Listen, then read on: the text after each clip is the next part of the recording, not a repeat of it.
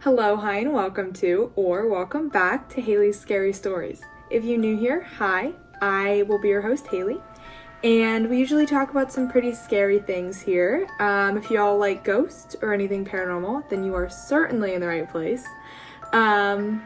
So today I will be sharing my first ever viewer story. This is so exciting. This is my first ever listener story, and I'm just so grateful that this mother of, I think, 2 daughters, she said, has felt comfortable enough to share her experiences with me. I will be talking about this more towards the end of the video. This will be the last thing that I share. But first I'd like to talk about where shadow figures come from and originate from, and how these kinds of hauntings come about. So, without further ado, let's get into the video. Alright, so there are many different versions of where these things come from. The most common information that I've found about these beings can be traced back to religious beliefs, folklore, and legends as well. Some think that these spirits are just harmless and, they don't do much really but watch, if they're interested in you. Although some people feel like these may be more evil or more malevolent beings. Of course, scientists say that these figures are just our imagination, and a lot of doctors say that this is a form of how our brain shows stress or extreme mental disorders. Now, this is widely believed by skeptics today, and I personally think that while yes, shadow figures can certainly be from stress or from a mental disorder or from a sleep disorder even, although I also believe that shadow figures are certainly real when it comes to the paranormal aspect of things. So I guess I really believe in both here. I really think that I've seen both sides of the spectrum. So I definitely think that it's not more swayed one way. I think that both things are true. Alright, now I'd actually like to talk about a couple of personal experiences that I've had with shadow figures over the last couple of years. I can't really say over the last couple of years because these stories definitely took place more so in my childhood than in my last couple of years of life. These are certainly interesting, and you can believe whatever you like, but please be kind in the comments. So this more took form as sleep paralysis, and I did see therapists, I did see psychologists for my sleeping issues.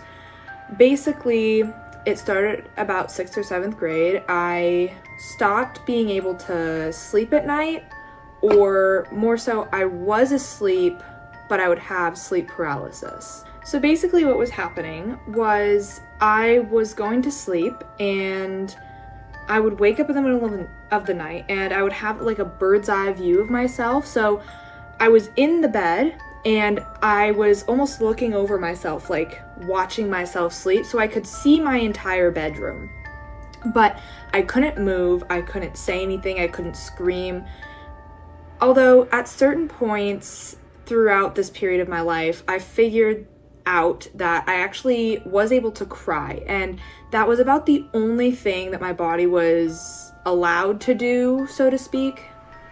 So it would start by me laying in bed and seeing the bird's eye view of myself, like I mentioned, and I would see my door open, and this figure almost would walk in, and sometimes I would definitely be dreaming and I would see friends and family and this monster thing torturing them. Now, some aspects of this I will mention I believe are more on the psychology aspect of me being stressed, or I had a lot going on at that time in my life that I obviously was seeing a therapist for. But there are other aspects of this that I definitely believe are paranormal. So I personally think that my experience was mixed in a way. But if you have ever had something like this happen, definitely let me know. If you know what happened to me, please let me know. But yeah, I tend to think that it's kind of a mix of things. So this would start out with, like I said, seeing family and friends, and this thing would basically just come and torture them. After a while of this happening, I wasn't sleeping. I was just a kid. Like, I wasn't sleeping at all. And after a while, it just progressed. Like, it just got worse. And eventually this thing would start to touch me at night. And not in like a weird kind of way, obviously, but you know, like the paranormal way where it touches your feet or it touches your arm. And then it progressed to it jumping on top of me and just staring at me in the face. I don't know if you guys can see, but I'm actually getting chills right now, because like it was kind of like the smiling man. I don't know if any of you know what I'm talking about when I say that, but it's like this long, skinny, black figure, and his face is just constantly in like this creepy smile, and he would literally be right in front of me, and he would just sit there, and he would sit there, and I couldn't breathe because he was like on top of my chest, and I would just sit there, and eventually it would just stop, and I would be able to wake myself up if I like couldn't breathe for a long period of time. Yeah, so that was basically how that happened. And to be completely transparent, it happened for probably off and on for 2 years. So this wasn't happening every night. Most episodes of sleep paralysis don't typically take place every single night. Usually it's spread out, or maybe it's once every 3 months for some people. But this was kind of like a reoccurring off and on situation for about 2 or 3 years. And something else that I will add, which I've never really been able to understand, but I was told by a friend that I was lucid dreaming. And so this happened kind of in the middle of when my sleep paralysis episodes were happening. And I remember one night I got up in the middle of the night and I was asleep, but I remember doing this. I fully got out of bed to go get a cup of water. This is why I know that this was myself actually being out of my room. I went to go get a cup of water, and as I'm doing that, I can hear kind of from the outside of the house itself that someone was like calling my name. Now, I know that definitely sounds crazy to a lot of people. I personally don't tell these stories specifically because a lot of people tell me, oh, that didn't happen, or you're exaggerating the truth. But I do remember getting my cup of water, because in the morning, the cup of water was still on the counter where I left it. I never took it back to my room because I heard someone calling outside. So we had like the living room upstairs, which was the main floor, and right outside, kind of a little, maybe 10 feet from the kitchen, there was a porch, and it overlooked the downstairs. So it was on a level. Like, no one could get up there without having come inside, walking up to the main level, and then walking out to the porch. There was no way for anybody to be there without being in the house already. And so I was there getting my glass of water, and I heard someone calling my name. I was like, that's weird. Like, I know no one's awake right now. And I don't remember what time it was. I was so young, I didn't check for the time. But I know that it was late, like late. And I remember walking around the living room for a minute trying to figure out where this was coming from. And I could hear them saying my name. I say them, I heard kids saying my name from the top front porch. And I was like, well, that's weird. Like, how could they be out there? And how are their kids? Like, my brother's asleep. I know he's asleep. And I actually went and checked to see if my brother was asleep, because I was like, well, that's the only little kid in the house. And he was asleep. And so I went out, and I remember standing at the door. They were like, Haley, come play with me. And I was like, okay, this is really weird. And I got this like overwhelming sense of dread. And something told me, Haley, don't open the door. Okay, well, I was a stupid kid, because I opened the door. And as I opened the door, I froze. There was no one out there. There was no one on the porch, obviously. Surprise, surprise, right? There was no one on the porch. And I was just kind of standing there, like with the door open. It was cold outside. I could feel the cold air. I was just standing there and I was like, what in the hell? Like, what is going on right now? And something just kind of forced me to shut the door, and I just walked back to my room and I went back to bed. And that was it. And I remember waking up the next morning and I was like, what happened? Like, how did that, I don't know what's going on. And I was like, well, I must have just dreamt the whole thing. But I went out into the kitchen that next morning and my cup of water was sitting there on the counter. And I was like, okay, so I did get my cup of water. Did I dream the rest? And to be honest, still to this day, this was probably, 5 years ago, 4 years ago, 5, and I still don't know what happened. So if you guys have any inkling of what that was, please let me know your opinions. I really am curious.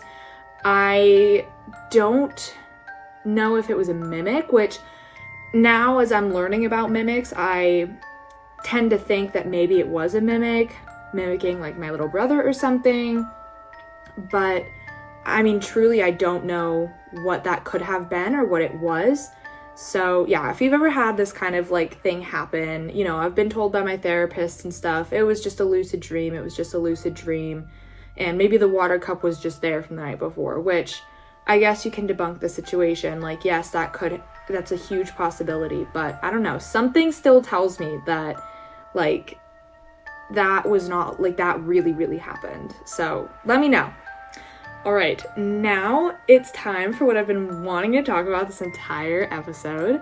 My first ever viewer story. I've gotten permission from both the mother and the daughter to share the story that they've experienced, and I will be using fake names for their privacy and to keep them safe. With that being said, they will both be seeing this video, so please, please, please be respectful, be nice in the comments. And yeah, without further ado, let's get into it. All right, so for the sake of this story, I will be naming these people Jess and Kate, and we'll start off with what the mother discussed with me. So we'll be calling her Kate for the sake of the story. So she basically told me that she's had many paranormal experiences throughout her life. And this started before she even had children. It even goes back to, her hometown and just growing up. She said that she's kind of always been sensitive to these types of things and isn't really sure why. She says that it's unfortunate that she ended up passing it to her children, but being that she was sensitive to the paranormal, her kids ended up being sensitive to the paranormal as well. And this was to the point where we would have fingerprints and bruises, and something tried to even off her daughter one night. Now, Kate says that she got up for work a couple of nights ago and saw a long, skinny object with arms and legs, super long, and it covered her closet. And it just blinked and it blinked, and then she was like, oh, absolutely not, and ran out of the room. And when she went back later, it wasn't there anymore. Kate then told me about an incident with her daughter Jess, and she was almost pulled off the bed a few weeks back. She had bite marks on her arm. It looked like a child, and it went up close to her bed. And then when the mom, Kate, went to look at this child standing over her daughter Jess, it just vanished. Into thin air, it was just gone. That same night, when her daughter Jess tried to go back to sleep, I guess she ended up waking up in the middle of the night to shadows in the corner of her room and scratches all over her body. She went to wake up her mom, Kate, and when they both went back in there later that night, it was just gone. And Kate says that her and Jess tried to sage the room. They tried to sage the house. They, tried to call the pastor, tried to contact their church, and it seems as though nothing is really helping their situation.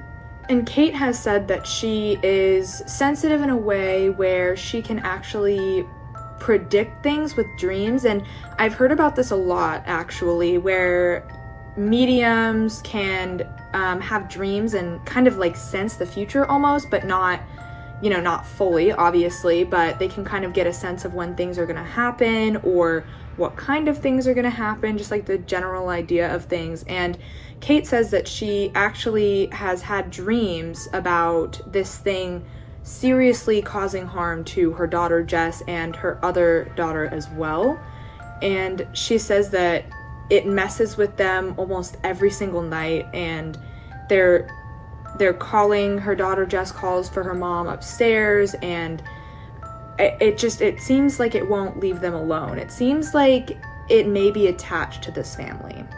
Now, let's talk about the story that Jess has been so graciously willing to share with me to put on this episode, specifically so that they can maybe get help from others who have experienced things similar to this.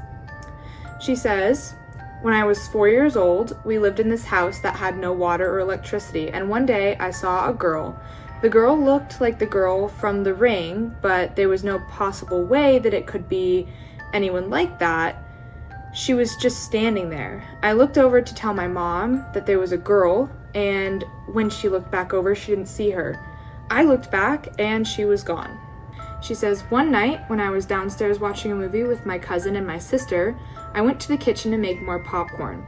But then I saw a figure that was tall, skinny, and had black eyes. It looked like its skin was melting off of it. Its skin was pure black. When I turned the light on, and it was just gone. Shortly after that, I saw this girl on the ceiling, crawling towards me in the living room. But when she hit the light, she was gone. Then I saw a shadow figure, and it was like the Top Hat Man," she says. "He was apparently 6 feet tall, and he wears a top hat and is always near the bottom of the stairs." I just want to pause and kind of debrief that. I've heard about a Top Hat Man, or like some people call him the Benadryl Man or something like that, I guess. He comes out a lot when people take Benadryl or any sort of like NyQuil or like sleeping medication for sickness. And I've heard stories where when they take Benadryl or a drowsy medication for colds, they see a Top Hat Man, and this is common with these kinds of cold medications. So that's kind of what that reminds me of. But it seems as though they weren't on any of those, and this just like came about, which is even scarier than the Benadryl Man, in my opinion. Back to what Jess was saying, she says, "I've once seen a girl hanging in the kitchen in complete darkness. She was swinging from side to side, and when I looked away, she was gone." Then, she says, "Last night, I had just gotten my little brother to sleep, and I turned off the light.